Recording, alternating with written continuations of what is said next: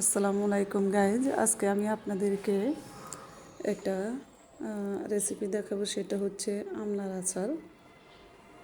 জানি না আপনারা কীভাবে তৈরি করেন। আমি দেখেন, যারা পারে না তাদের জন্য আমি আজকে এই রেসিপিটা করতেছি। প্রথমে আমি পাঁচফোড়নগুলো একটু টেলে নিয়েছি, তারপরে শুকনো মরিচ সাথে একসাথে করে আরও একটু গরম করে নিচ্ছি। দেখেন, নিয়ে এগুলোকে আমি ভালো করে অল্প হিটে আমি এগুলো টেলে নিচ্ছি। তো নিয়ে দেখেন, আমি এগুলোকে ব্লেন্ড করব। তো আমি ব্লেন্ড করাটা দেখা নাই, সাদা তেল দিয়ে আজকে আমি আমলার আচারটা তৈরি করব ঘরোয়াভাবে খাওয়ার জন্য।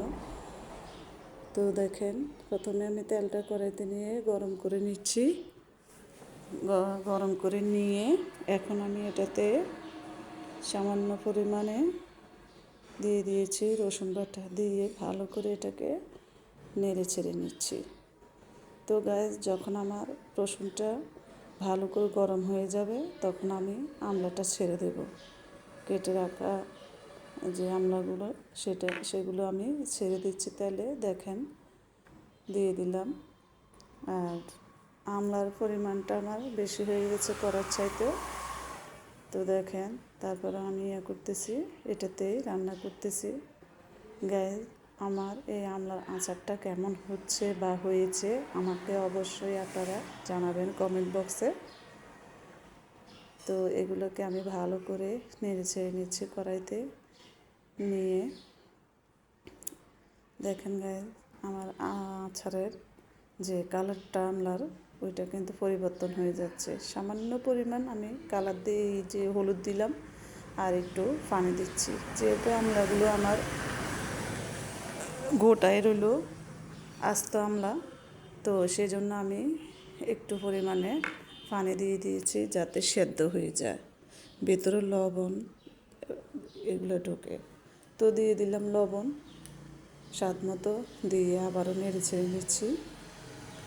দেখেন, এরপরে আমি কিছুক্ষণ অপেক্ষা করব।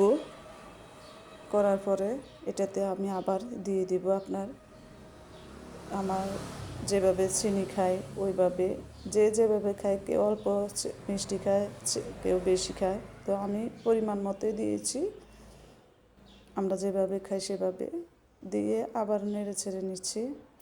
আবার আপনার চিনিরও একটা পানি আছে, চিনিটা গলে পানি আরও উঠবে, সেজন্য আমি তখন অল্প পরিমাণে পানি দিয়েছি। তো গাইজ, দেখেন আমার আচারটা কেমন হচ্ছে। আমার আচারটা পরিবর্তন হয়ে গেছে, এটার কালারটা অনেক পরিবর্তন হয়ে গেছে।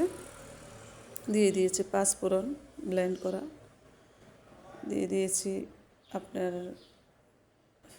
শুকনো মরিচ গুঁড়ো, এগুলো দিয়ে এখন ভালো করে আমি ফুটিয়ে নিচ্ছি আর নেড়ে ছেড়ে দেবো। এখন ঘন ঘন করে নাড়তে হবে যাতে পাতিলের নিচটা না লেগে যায়। পাতিলের নিচে লেগে গেলে পুরা একটা গন্ধ থাকে, তখন আর খেতে ভালো লাগে না।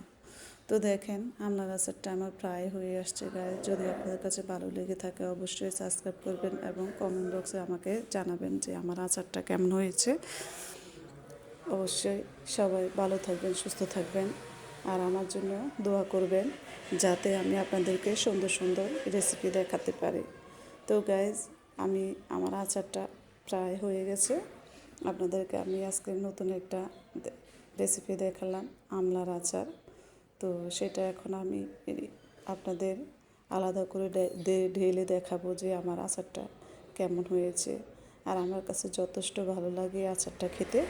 তো সেই জন্য আমি এইভাবে আচারটা করলাম। এটা হচ্ছে সহজ পদ্ধতিতে, কোনো ভিনেগার দিই নাই, কোনো কিছুই দিই নাই, জাস্ট সহজ পদ্ধতিতে কোনো কিছু ছাড়া, শুধু জাস্ট চিনি, পাঁচফোড়ন, মরিচ দিয়ে আমি এই আচারটা করছি। অনেক স্বাদ লাগে। তো দেখেন গাইজ, আমার আচারটা হয়ে গেছে। আর ভালো লাগলে অবশ্যই আমাকে সাবস্ক্রাইব করবেন, কমেন্ট বক্সে জানাবেন আমার কেমন হয়েছে। দেখেন, তো সবাই ভালো থাকবেন, সুস্থ থাকবেন। আল্লাহ হাফেজ। আসলে বাড়ির ধারে আমার মেইন রোড, সেজন্য আওয়াজটা অনেক বেশি আসতেছে। সবাই সুস্থ থাকবেন, ভালো থাকবেন।